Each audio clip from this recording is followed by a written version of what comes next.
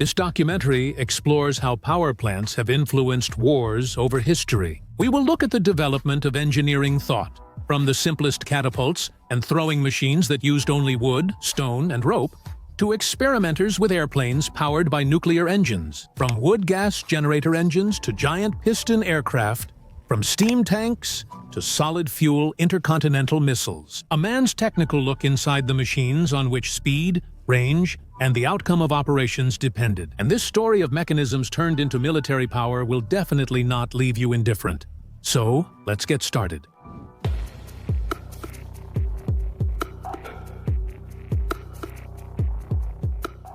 Mechanisms of antiquity. When man began to use something resembling an engine in wars. Perhaps the first prototypes can be called siege and defensive weapons. Essentially, these were already mechanisms, but they were powered by human or animal force. For example, the claw of Archimedes was a defensive invention credited to Archimedes, used to protect Syracuse from Roman naval attacks. Ancient authors described it as a mechanical device with levers and hooks, installed on city walls. When an enemy ship came too close, a special metal hook, the claw, would be lowered onto the deck or side of the vessel. Then, pulleys and counterweights would lift the ship's bow out of the water before dropping it suddenly, making it capsize or break apart on the waves. Essentially, it was a massive harbor crane trap. While the exact design is unknown, modern reconstructions prove such a device was possible. 2005 Discovery Channel experiments showed that even scaled down, the claw could capsize or badly damage wooden ships. Another example of an interesting ancient mechanism, but this time a siege weapon rather than a defensive one, is the biotic flamethrower. It was one of the earliest prototypes of a flamethrower. It was used in the Peloponnesian War at the Siege of Delium. The device was a long, hollow log barrel, reinforced with iron. Inside, a narrow channel carried air from the blacksmith's bellows. At the front end, containers with flammable materials, pitch, tar, sulfur, charcoal, were attached. When the bellows pumped air, the mixture began to burn intensely and shot out flames. The Boeotians brought this flamethrower and burned part of the city's wooden fortifications, after which the Athenians were defeated. When thinking of ancient mechanisms, most people immediately mention the catapult, though experts already frown at the term catapult, because the real name of the device, familiar to all of us, is the onager. Literally translated from Greek, it means wild donkey, due to its similarity to the animal's behavior. When escaping predators, the donkey kicks the ground, hoping flying stones will injure the attacker. Onager, or simply put, our stone thrower worked on the lever principle. You had to rotate the lever so that the arm of the mechanism would go down. A stone projectile was placed in it, and then the lever was released, which triggered the shot. Another myth is that onagers were most often used against infantry, not buildings, because they were not designed for indirect fire. The projectile's trajectory was flat, not curved. For reference, a flat trajectory is up to 20 degrees, while an arched trajectory is more than that. Stone throwers were mainly used to defend fortresses, not for sieges. Sieges required ballistae, which shot at higher angles. By the way, that's what we originally called what we now mean by catapults. Later, the word's meaning shifted, and ballistae referred to large crossbow ancestors. The ballista was used both against people and infantry, as well as a siege weapon. For the latter, stones replaced arrows, and the psychological impact of a ballista attack was significant. After all, the penetrating power of a long and heavy arrow was so great that the projectile could pierce a metal-clad shield and enter the body halfway through its length, breaking through armor. The breakthrough idea in siege engines was the invention of the trebuchet. It can be considered the pinnacle of siege engineering before the advent of gunpowder. The trebuchet combines both a lever mechanism and a sling. According to ancient and medieval authors, trebuchets were used to launch stones, incendiary projectiles, and even a kind of biological weapon. They loaded the corpses of sick animals to spread various diseases in the besieged city. To conclude the discussion on ancient war mechanisms, a clarification is needed. In addition to siege mechanisms, which we can safely call ancient engines, various types of mechanisms were also used for other purposes. If we broaden the definition, we could also call things like fortress gates, army mills, and many others engines. But let's not be pedantic and move on to the next stage. Well, Now let's move on to the next revolutionary historical technology, the gunpowder breakthrough. The mechanisms described above remained the main driving forces for any army for a long time. Everything changed not with the appearance of gunpowder in ancient China, but with the successful combination of ideas. How can gunpowder be used safely? And what materials protect you while using it against the enemy? Gunpowder sparked the historical revolution. Its impact in wars was significant, though not overwhelming. The first artillery pieces, called bombards, had short barrels. They were made from strips of iron, rolled up and fastened with red-hot iron hoops. The barrel was placed in a wooden stock and attached to it in a way similar to a musket barrel. Bombards fired stone and iron projectiles. Well, the first famous gunpowder cannons were the giant guns of Sultan Mehmed II, the Conqueror. The cannons played a key role in the capture of Constantinople in 1453, bringing an end to the Byzantine Empire. The cannons were made by order of the Sultan by the Hungarian master founder Urban, were made of bronze, and weighed dozens of tons. Some were assembled in parts for easier transport and assembly. Stone cannonballs of enormous size, up to 600 to 800 kilograms, were used for firing, and they were fired using a gunpowder charge. However, due to the load, the barrels could only withstand 5 to 7 shots per day. The most powerful of these cannons was the Basilica. The barrel was 8 meters long, with an 80 cm bore, weighed 20 tons, fired 600 kiloton cannonballs, and had a range of 1.52 kilometers. Transporting Mehmed's cannons required hundreds of workers and dozens of oxen. But it was worth it. Artillery had a huge impact on the fall of Constantinople. During the day, the cannons destroyed the fortress walls and its interior, and at night, the Byzantines patched up the breaches as best they could. Since the cannons couldn't fire often, this schedule can be considered the first systematic artillery bombardment. The use of cannons to capture Constantinople, once seen by the Byzantines as impregnable, marked a turning point in several historical stages. First, it became a symbol of the transition from the Middle Ages to the early modern period. Second, military leaders around the world saw the power of gunpowder weapons and seriously considered rearming their armies. And third, the old style of fortresses showed its vulnerability. The fortification engineers of that time began to develop a new idea, the star forts, or bastion fortresses. Gunpowder is generally regarded as the first true energy source for military engines. Here, for the first time, the linear action of gas was used, similar to the principle of engine cylinders. This was the first step towards piston engines, the idea of using an explosion to move a solid object. Gunpowder also introduced rocket projectiles. In China, they used Fazian, meaning fire arrow. It was a wooden arrow with a gunpowder charge at the tail and could fly dozens of meters, exploding on impact. Europeans used gunpowder-filled barrels or cylinders mounted on small wheels. The explosive charge propelled them forward, creating jet thrust.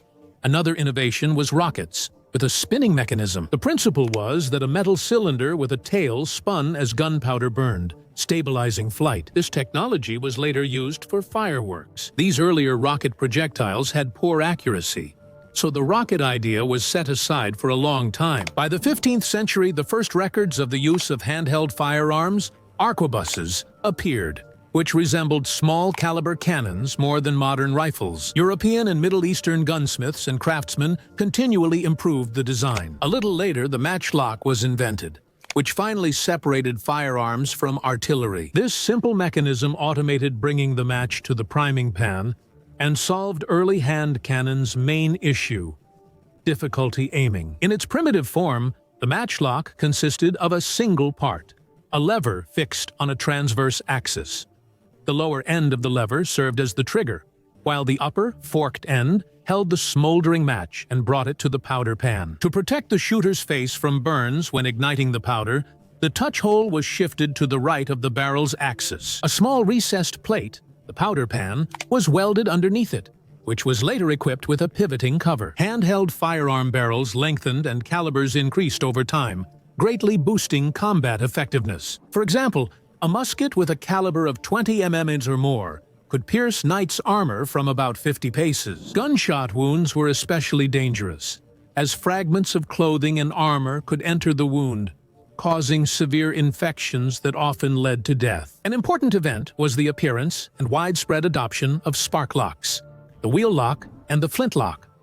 The main part of the mechanism was a small wheel with a notched rim. When it rotated, it struck the flint, creating sparks aimed at the pan with priming powder. Powder ignition features also applied to large artillery, which became a separate military branch and the main asset for commanders. People even tried using gunpowder directly in engines. Da Vinci first proposed this idea, but like many of his inventions, his gunpowder engine was never built, although it was quite functional. And already in 1678, the Parisian academician Christian Huygens presented his model made of metal. An engine was developed to perform mechanical work using gunpowder energy.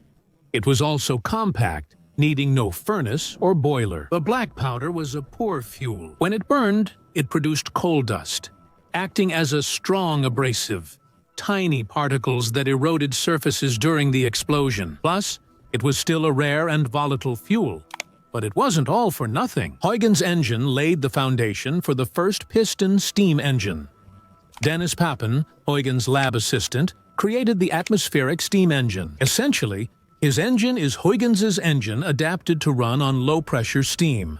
And later, based on Papin's engine, Newcomen's and Watt's machines would be created. Later, in the 20th century, the concept returned, but not as a full-fledged engine, rather as an auxiliary device. In aviation and astronautics, powder starters appeared, small cartridges with smokeless powder that, when ignited, released gas and spun a turbine to start the jet engine. This system, for example, was used on American fighter planes in World War I. The gas from the powder provided a quick, powerful impulse, which was especially important in the field, where it wasn't always possible to connect an external starting source. Another option is powder pressure accumulators, which were used in ejection seats, emergency hatch opening systems, and cargo ejection systems. These devices used powder burning not for rotating a shaft or continuous operation, but to deliver a quick impulse that moved a piston or cylinder in seconds. Such systems were reliable and simple, since they didn't require a liquid or gaseous fuel supply. Just inserting a cartridge with powder was enough. Gunpowder still plays a role in the military, and gunpowder weapons continue to improve. Let's move on. Steam engine. Fleet. Here, the steam engine sparked a revolution. The first steam engine was a very simple mechanism, a cylinder with a piston that was raised by steam and lowered by atmospheric pressure. I wonder, is there any point nowadays in switching to a steam engine? Auto experts say some people may have to. Let's continue discussing steam engines. After industrial testing, the military became interested. Even though, on paper, the advantages of any engine should have already pushed sailing ships into the dustbin of history, in reality, this took quite a long time. First, the paddle wheel appeared, which looked like this. Of course, even a ship like this already had an advantage over sails in terms of speed and independence from weather conditions. But such a wheel was easy to hit with ship cannons, and it would practically explode from any direct hit. In the Russian Empire, paddle steamers were called steamship regattas, and they played their part in the pivotal naval battle at Sinop. In this battle of the Crimean War, the Russian squadron under the command of Admiral Nakhimov destroyed the Turkish fleet in the port of Sinop on the Black Sea. Steam frigates could travel at 10 to 12 knots, regardless of wind.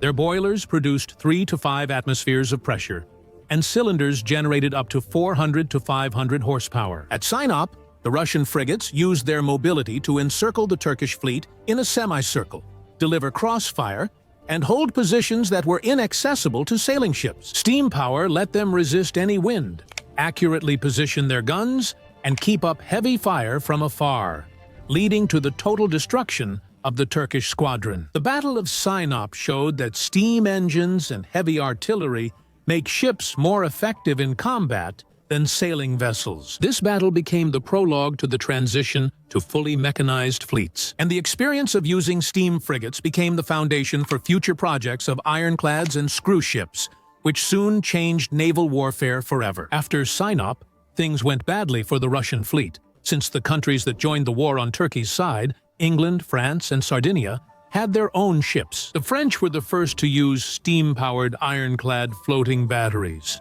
Lave, Tonnant, and Devastation. These were wooden ships, but their above-water sides were covered with iron plates, 120 mm thick. They were powered by a steam engine and a screw propeller. They debuted during the Kinburn Assault, attacking Russian fortifications on the Danube. For 3 hours, there was an artillery duel, during which the land batteries were destroyed and surrendered. Moreover, the French ships took many hits, but in no case were the iron plates penetrated. The battle was highly demonstrative, as it combined both armor and the maneuverability of steam engines. Admiral Brieux wrote, "All sorts of successes can be expected from these amazing war machines." Soon, all advanced navies began switching to ironclads, but that's a separate topic.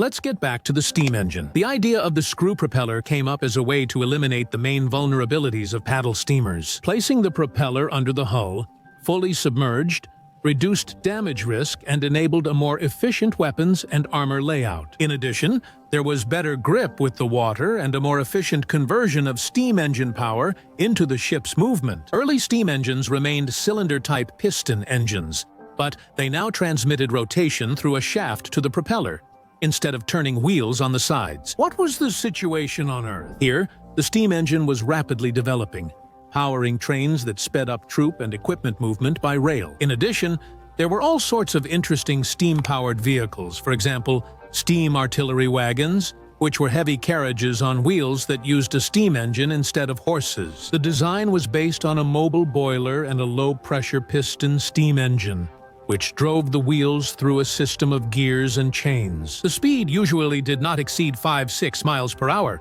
but that was enough to move a heavy gun. As for armament, it was either a heavy cannon mounted directly on the platform carriage or several small-caliber barrels. Metal plates could serve as protection. These steam-powered armored vehicles were direct forerunners of self-propelled artillery and tanks. They were distant predecessors, but the most interesting examples are steam tanks. Next, we'll jump to the era of gasoline engines. The idea of a steam tank was born in the United States in the final years of World War I. Britain had already deployed Mark IV tanks, so the Americans quickly developed their own to make an impact. The United States lacked reliable, high-powered gasoline engines, but did have experience mass-producing steam tractors and Stanley steam cars. Holt Manufacturing decided to use proven technology. They mounted 2 Stanley steam boilers each, with 75 horsepower on a tracked chassis, HP. The idea was to bypass the difficulties with internal combustion engines and use what the industry had already mastered. That's how the steam tank Holt appeared. The vehicle was a huge tracked armored car, weighing about 23 tons, 6 meters long with 16mm armor, on par with British tanks, and a 75mm cannon. The tests took place in 2018. And everything would have been fine, but once again, it was the steam engine that let them down. Boilers took 20-30 minutes to heat up, exhausting the tank crew with their heat, and any direct engine hit could stop the motor or cause a steam explosion. And now it's time for the most famous and diverse internal combustion engines of the 2 world wars. Back in the 19th century, the first examples of internal combustion engines began to appear. At the time, no one expected these mechanisms to soon symbolize technological progress and become crucial in warfare. As we noted, steam engines were already used in the military, but the internal combustion engine, compact, light, and powerful, enabled military equipment to become mobile and fast. Initially, internal combustion engines showed their value in military vehicles. By the early 20th century, the military saw that gasoline engines could replace previous engines. During the Anglo-Boer War, the British experimented with vehicles based on French Panhard engines. These vehicles were used as scouts and for medical transport. They were primitive and unreliable, but the prospect of replacing cavalry with automobiles already seemed close. Then the first armored cars appeared, such as the British Austin armored car. However, its engine had only 50 horsepower. A modern mid-size passenger car has 3 times as much power. Back then, that was enough to move the armored body and fight. But the real revolution came during World War I. And here, of course, we're talking about tanks. The first tank, the British Mark I from 1916, had a Daimler engine with 105 horsepower. With a weight of almost 28 tons, this allowed the vehicle to crawl at a speed of only 6 km per hour. But even this speed was enough to overcome trenches and barbed wire. It was enough to terrify the enemy infantry. The French Renault FT, the prototype for future tanks with rotating turrets, had a 39 horsepower engine and could reach 7 km/h. While it seems laughable now, this small engine sparked the evolution of military technology. Interestingly, rare types of engines were also actively used during World War I. For example, the A7V tank, the only German production tank of that war, was equipped with 2 inline Daimler gasoline engines, each producing 100 horsepower. It was excessively heavy and maneuvered very poorly. A more intriguing experiment combined air and naval vessels. The English added aircraft engines to fast boats, making them torpedo boats. Thus, aircraft engines, in a sense, touched Earth for the first time. Aviation played a major role in advancing internal combustion engines. At the beginning of the war, pilots took to the air in machines with engines of 60 to 80 horsepower. These rotary engines spun the entire cylinder block with the propeller, causing strong vibration but excellent cooling. The famous French engine Non-Mano Suit-Up produced about 100 horsepower and was installed on fighters like the Nieuport or the Subbage Camel. The unique thing about rotary engines was that pilots literally had to fight against centrifugal force. The plane would tip over in turns, and the pilot needed skill to keep the machine under control. By the end of World War I, powerful aircraft engines emerged. The British Rolls-Royce Eagle reached 350 horsepower. What did it allow prisons to do?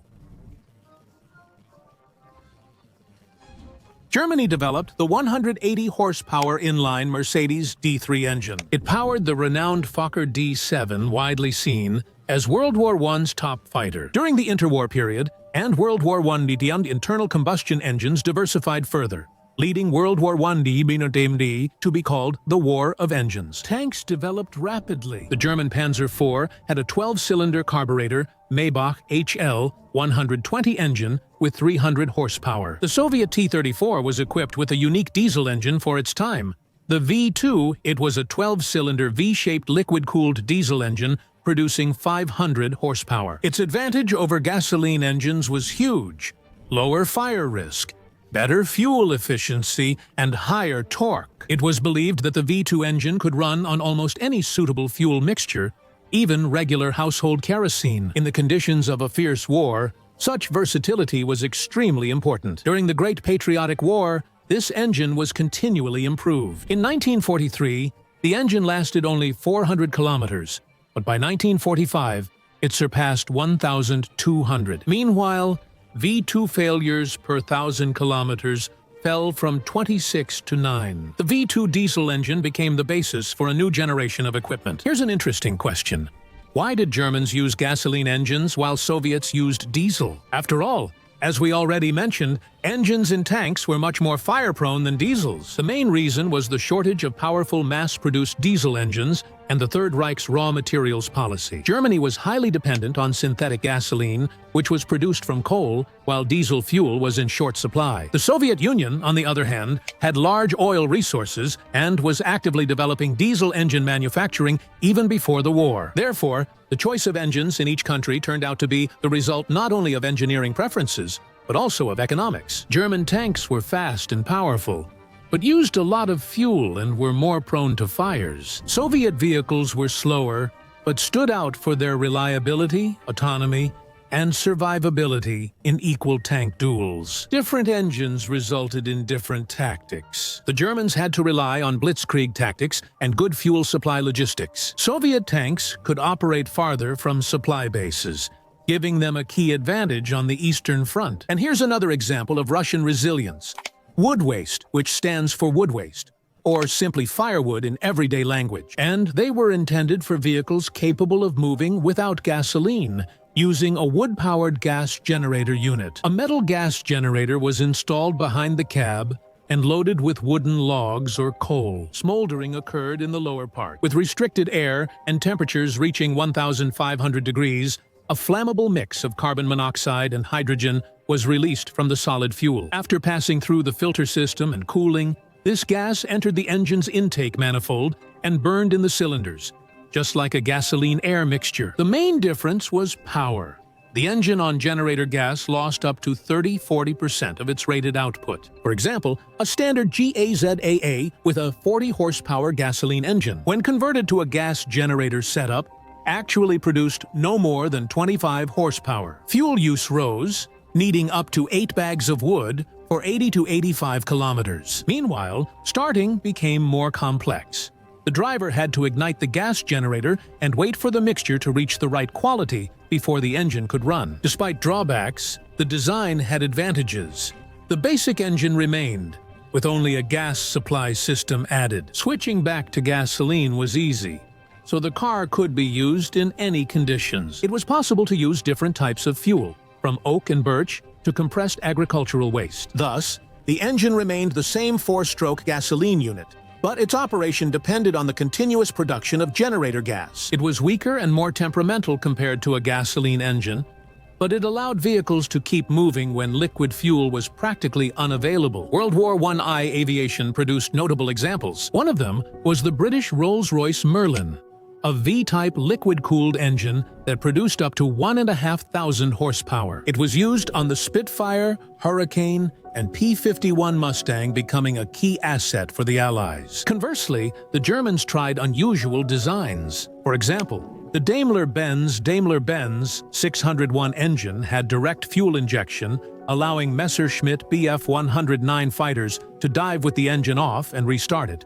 something Allied carbureted engines couldn't do. Rare examples from that era include aviation diesels, like the Soviet P-8 heavy bomber, which used ACH-30B diesels, producing up to 1,500 horsepower. They were more fuel efficient than gasoline engines and provided a greater range, but they tended to overheat. The AM-38 engine used on the Il-2 attack aircraft and the M-105 used on most fighters and some bombers were crucial to the Union of Soviet Socialist Republics' victory. Here are a few more unusual 24-cylinder engines. Ellison also made the X-4520 aircraft engine with a 74-liter displacement and 1,200 horsepower. For the 1930s, this was one of the largest and most powerful aircraft engines. It was intended for a very large single-engine biplane bomber, but by the time of testing, there had been a shift from using large single-engine aircraft to multi-engine ones. This left the X-4520 without any application, in addition to the technical problems that arose during testing. 28 cylinders. In 1944, the Pratt & Whitney R-40-360 aircraft engine was developed in the United States.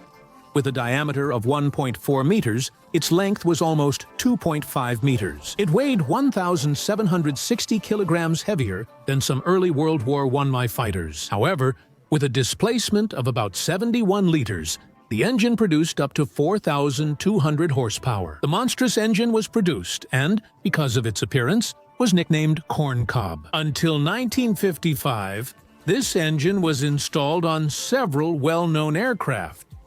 In 1932, it was used on aviation aircraft, and also for aviation planes in 1934. The Chrysler tank engine produced just 445 horsepower, despite being made by combining 5 6-cylinder engines. Considering the arrangement of the sections, the multibank, as it was called, was a relatively short but heavy engine. Its weight was 2,379 kilograms, including the radiator, cooling system, and clutch. The engine had 5 carburetors and distributors for 56 cylinders. The most powerful diesel engine, the M504, had 5,000 horsepower. And finally, 64 cylinders. Again, Pratt & Whitney, which was built in an 8x8 configuration from 8-cylinder engines. The power of this giant engine is 7,000 horsepower. Engines like these became the pinnacle of piston engine development in aviation. And even with the advent of the jet age, they could still compete on equal terms with early models of jet engines for a long time. Those had many drawbacks: low thrust, high weight, short service life, high fuel consumption, and poor acceleration below 600 kilometers per hour. A more exotic example is the Porsche Type 101 tank engine made for the German Tiger. It was an air-cooled gasoline engine, complex and temperamental, which is why the Porsche Tiger tanks lost the competition to more reliable vehicles with Maybach engines. We must also mention naval equipment. World War II high-speed boats like the German S-Boot used Daimler-Benz Mercedes-Benz 501 and Mercedes-Benz 511 diesel engines, each generating 2,000 to 2,500 horsepower. They let the boats reach speeds up to 74 km per hour, making them a powerful coastal weapon. And the American torpedo boats, patrol torpedo.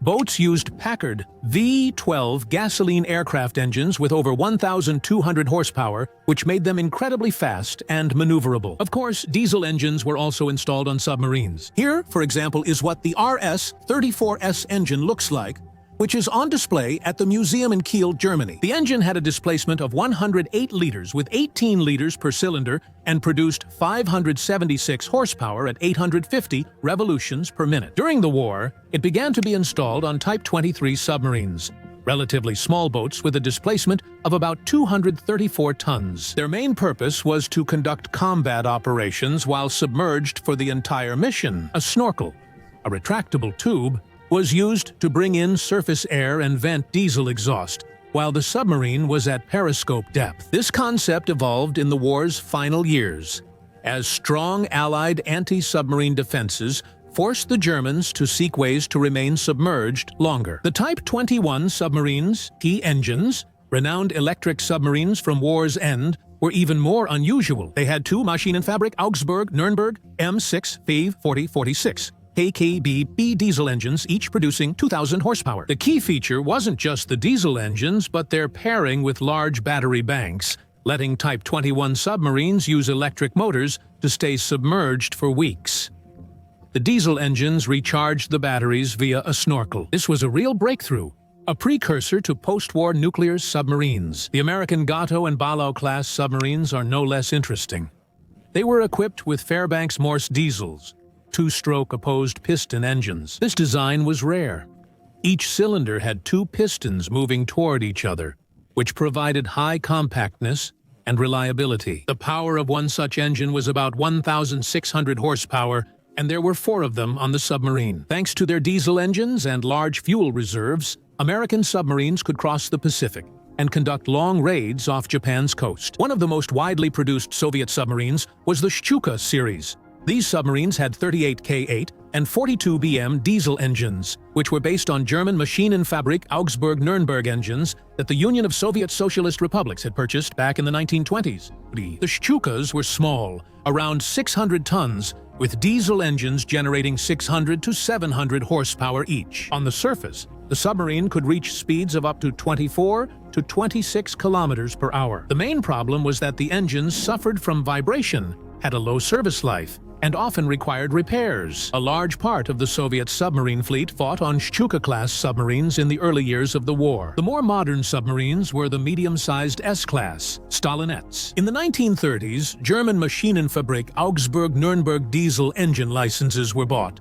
and production began in Leningrad as 1D and 2D. These were two-stroke diesel engines with up to 2,000 horsepower. Reliable and economical by Soviet standards, the Stalinцы reached up to 35 km/h and were among the most successful pre-war submarines. The large submarines of the K-series, Katyusha, deserve special mention. They were equipped with 9D diesel engines made domestically, producing 2,000 to 2,200 horsepower each. This enabled the large submarines displacing over 1,500 tons to reach surface speeds of up to 40 km/h. During the war years, Soviet industry faced a severe shortage of reliable diesel engines. Therefore, some submarines were equipped with captured engines, for example, German Maschinenfabrik Augsburg Nuremberg engines, seized during battles or received through Allied channels. Under Lend-Lease, the Union of Soviet Socialist Republics received American engines from General Motors and Fairbanks-Morse, which were used in later series submarines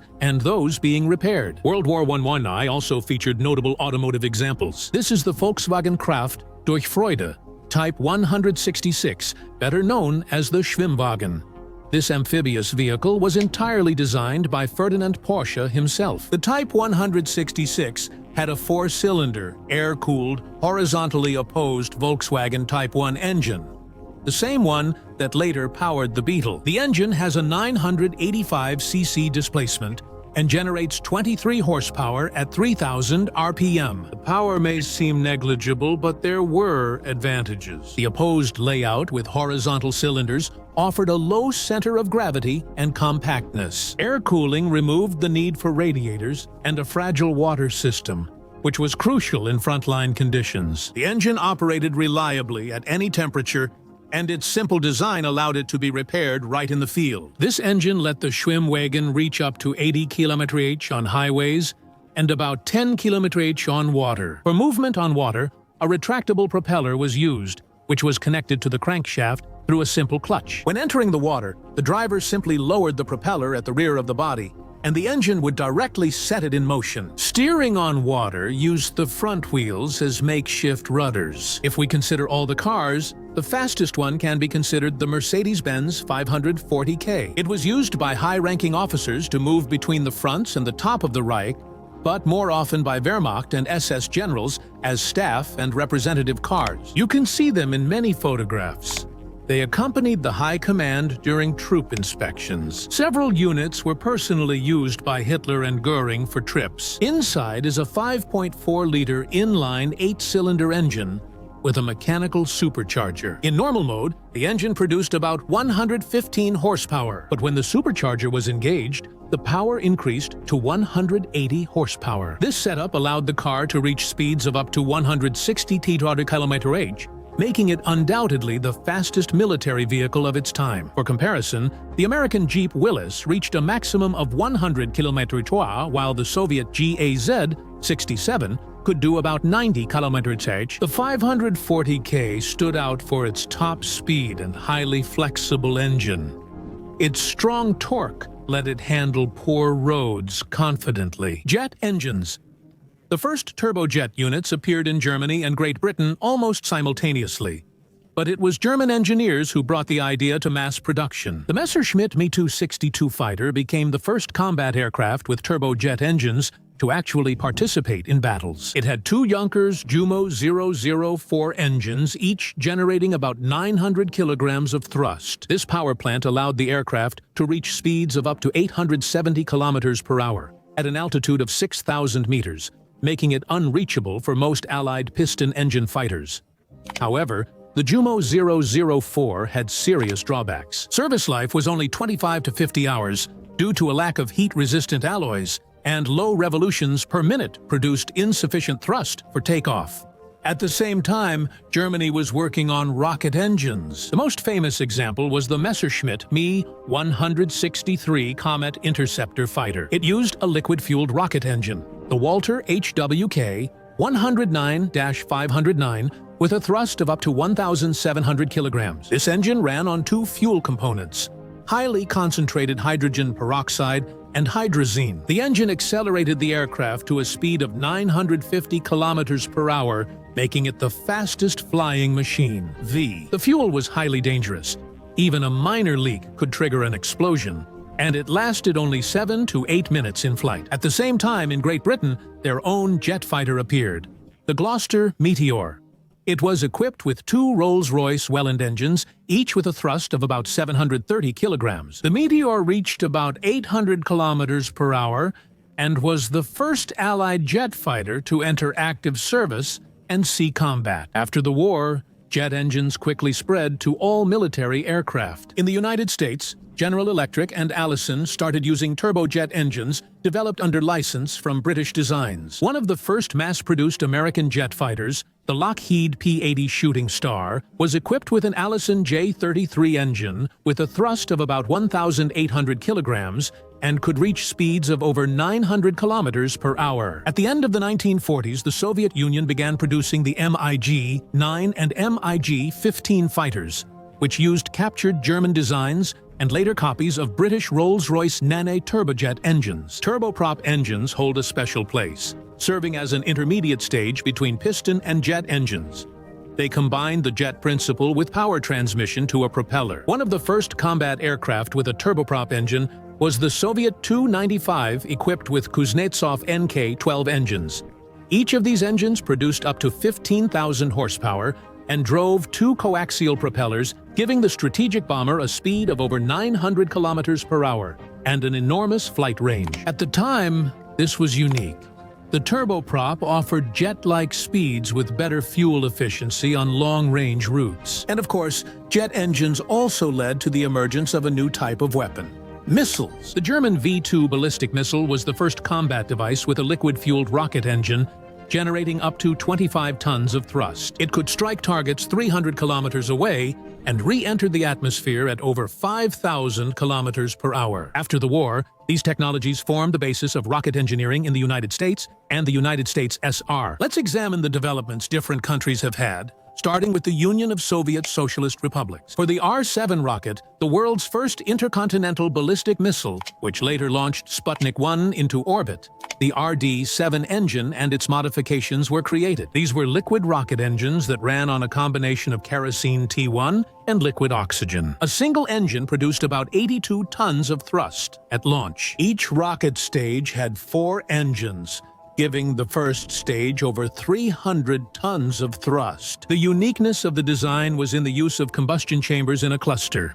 Each unit had 4 chambers combined in a single assembly. This reduced vibrations and improved reliability. The R-7 set the standard for all later Soviet technology, from military ICBMs to space launch vehicles. At that time in the United States, a similar development was the Atlas rocket. The Rocketdyne engine also used liquid oxygen and kerosene, but it had an original solution: thin-walled tanks that were kept in shape only by the pressure of the fuel. This allowed a significant reduction in the structure's weight. The total thrust at launch reached 163 tons, which was enough for intercontinental flights. The next step was the Titan II rocket, where hypergolic propellants were used for the first time: unsymmetrical dimethylhydrazine and nitrogen tetroxide. Their main advantage was that they ignited upon contact with each other and could be stored in a fueled state for a long time, which was crucial for combat use. The first stage engine generated up to 195 tons of thrust,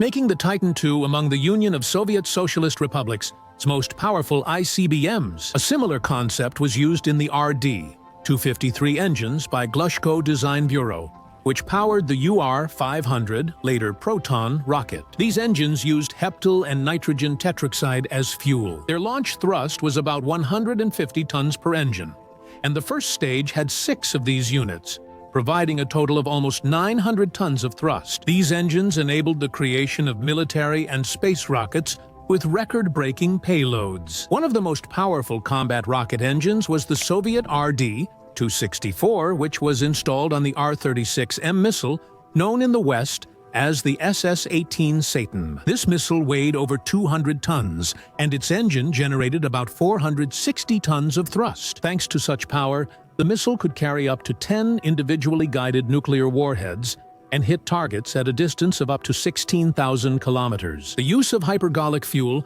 made it ready for launch at almost any moment, which enhanced the strategic factor of a surprise strike. In the United States, Minuteman missile engines reached similar power, although in this case, a step was taken towards solid fuel systems. Solid fuel engines had lower thrust and specific impulse, but they had a huge advantage in operation. The missiles could be stored in silos for decades, in full combat readiness. Minuteman III symbolized simplicity and reliability, while Soviet liquid-fueled engines were more powerful.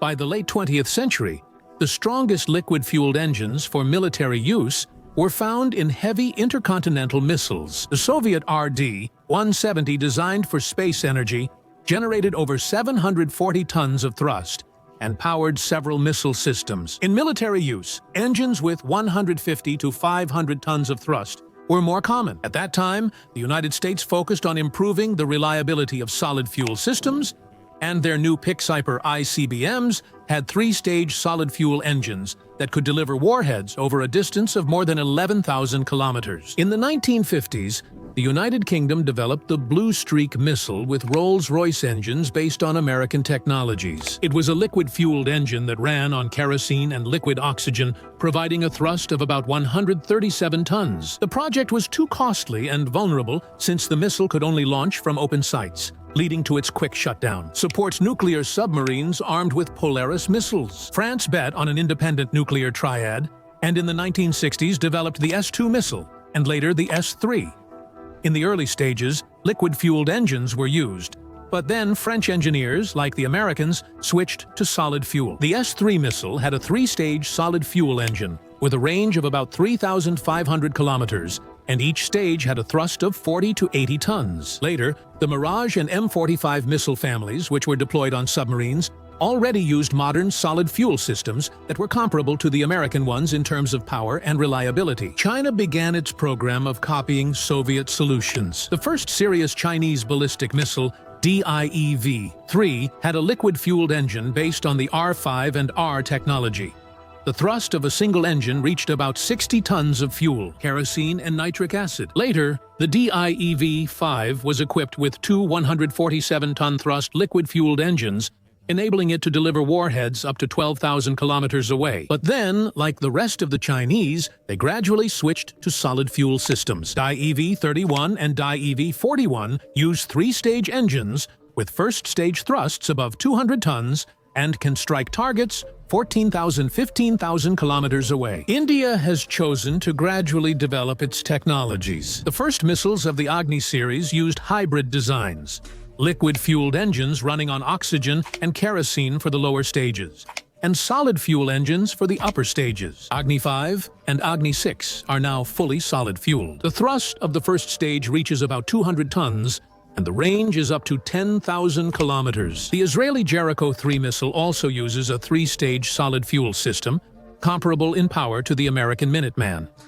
The exact specifications are classified, but it is believed that the thrust of the first stage is over 100 tons, and the range reaches 6,500 kilometers. The Democratic People's Republic of Korea is among the most secretive countries in rocket engineering. Their first missiles copied the Soviet R-17 Scud, using kerosene and oxidizers to generate about 13 tons of thrust. Later, they made their own counterparts, Nadon and Tefodon. Modern intercontinental missiles, like Hwasong-15 and Hwasong-17, use high-thrust liquid engines, reaching up to 160 tons at launch. Meanwhile, the Democratic People's Republic of Korea is developing solid fuel systems like the Hwasong-18, which features a three-stage engine and a first-stage thrust exceeding 200 tons. Pakistan relied on Chinese assistance in its program and mainly uses medium-power liquid and solid fuel engines. For example, the Gauri missile uses a liquid fuel engine with about 40 tons of thrust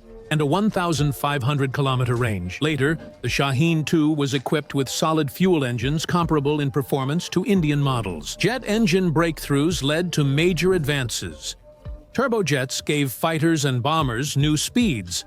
Rocket engines enabled intercepting strategic strikes, and turboprops combined range with high speed. From the Mi-262, with its temperamental Jumo 004, to the powerful NK-12 turboprops on the Tu-95 and the first intercontinental missiles. There were also such experiments: the atomic aircraft, a flying machine powered by nuclear fuel. Reality in the history of aviation is more like a crazy fantasy. Before the two later elements of the nuclear triad appeared, namely ballistic missiles and submarines, early nuclear weapons development focused mainly on aviation, the first element of the triad, because other alternative methods of delivering nuclear bombs were only just beginning to develop at that time. The very first prototype of an aircraft with a nuclear engine appeared in the United States.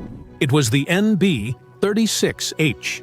Its development started in 1949 and lasted until 1957. This aircraft used a ramjet design. Air entered the engine and passed through a compressor into the nuclear reactor. There, the air was heated as it passed through many holes in the reactor. Then the hot stream of air passed through the turbine and exited the engine through the nozzle. The engine was compact, just a bit larger than current jet turbines.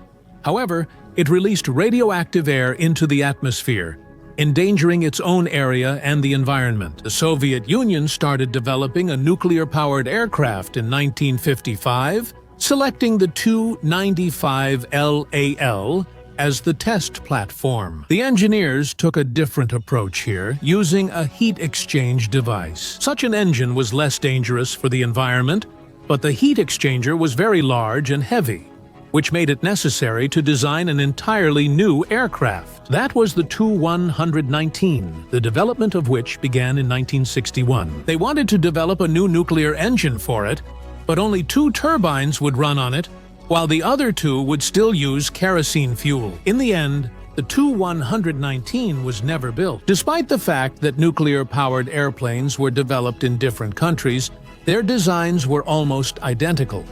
Each side arrived at these technical solutions independently. In particular, the cockpits of the airplanes had a lead shell hidden under the fuselage. The engine itself was located in the rear part of the bomb bay, and was additionally separated from the crew by lead partitions, but only on the side facing the cockpit. The crew themselves had improved breathing systems that provided individual protection, but nuclear airplanes were never put into mass production. By the early 1960s, it became clear that airplanes were significantly inferior to the other 2 means of delivering nuclear warheads: submarines and ballistic missiles. And after all, airplanes sometimes crash, and the very idea that somewhere a nuclear reactor is flying around, which could suddenly crash, became unacceptable. Well, if we go back to jet engines again, how can we not remember this beauty? The legendary Blackbird, SR-71 Blackbird.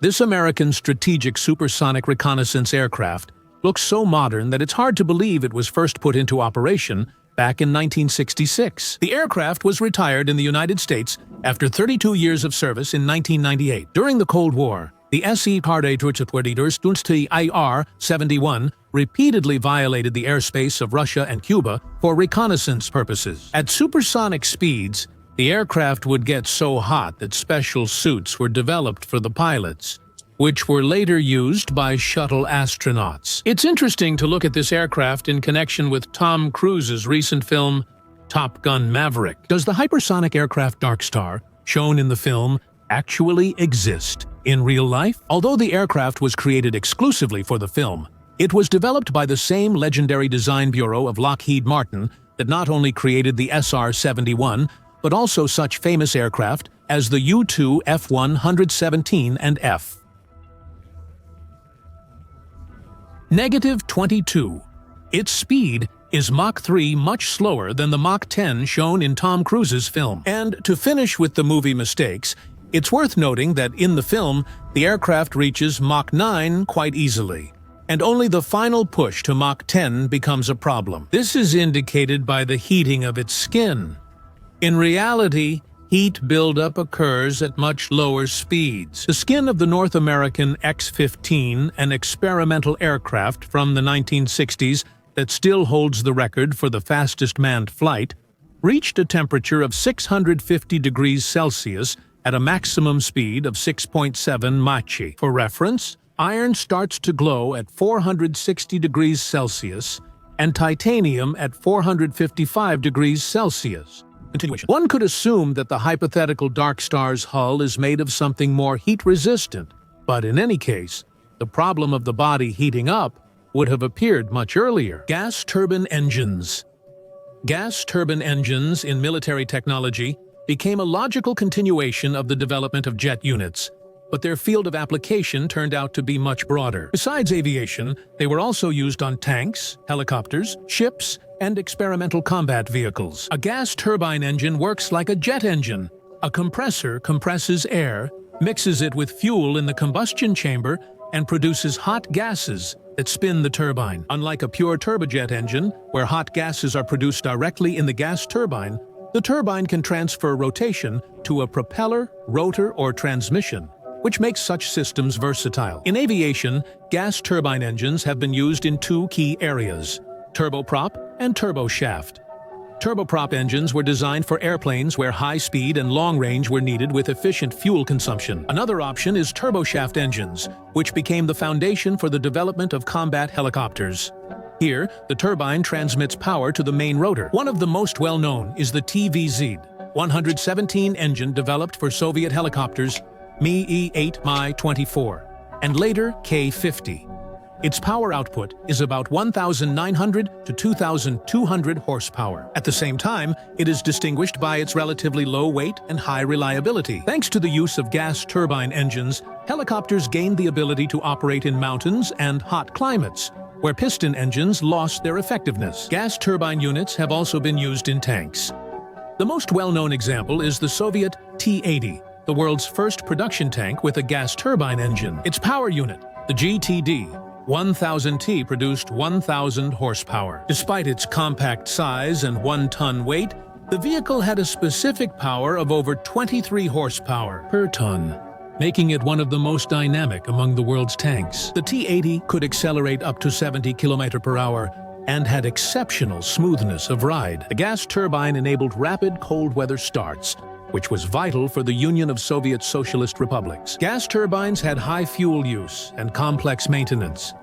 Americans used a similar method. The M1 Abrams main battle tank uses a Honeywell advanced gas turbine, 1,500 gas turbine engine with around 1,500 horsepower. It runs not only on diesel fuel, but also on aviation kerosene, which makes logistics easier. Thanks to this engine, the Abrams can reach speeds of over 65 km/h, despite weighing more than 60 tons, making it one of the most mobile heavy tanks. Gas turbine engines are also used on military ships. Here, they provide higher speed and reliability compared to traditional diesel engines or steam turbines. An example of this is the American Arleigh Burke-class destroyers, which use General Electric LM 2,500 engines. Each of these engines produces up to 25,000 horsepower, allowing the ship to reach speeds of over 55 kilometers per hour. The Soviet project. 1,164 Atlant missile cruisers were also equipped with gas turbine units, combining power, speed, and relative compactness. Automotive developments. Some features in civilian cars, like synthetic motor oils, actually came from military technology. They appeared thanks to developments in Germany and the United States. The biggest breakthrough in this field occurred during World War I, when military aviation needs demanded new chemical industry solutions. That was when the first synthetic compounds were made, able to handle heavy loads and the harsh conditions of engine use. After the war, these oils were gradually adopted in the automotive industry and are now used in most modern vehicles. Compared to mineral oils, synthetics offer several advantages: greater temperature resistance, slower property loss, better engine protection, and longer engine life. Laminated glass with a protective film was first widely used during World War I for gas mask lenses. The film protected Turkish soldiers' eyes from fragments and injuries when the lenses were damaged. Over time, the principle of multi-layer glass was adapted for civilian equipment as well. Today, in the production of car windshields, lamination technology is used, where a special protective film is placed between layers of glass. This makes the glass much stronger, reduces the risk of shattering, and thus increases the safety of the driver and passengers in case of accidents or damage on the road. In recent years, the automotive industry has been actively implementing a technology that came from the military field, projecting information onto the windshield. This principle displays essential data directly to the driver, greatly reducing distraction and improving safety. Fighter jet pilots received key information directly in their field of vision, which allowed them to focus on controlling the aircraft and the combat situation. Today, similar solutions are used in cars, and the technology itself continues to improve, largely following new military developments in the field of information display and transmission. Let's wrap it up here. Write in the comments which engines sparked your genuine interest, and which ones are actually overrated and rightfully ended up in the dustbin of history.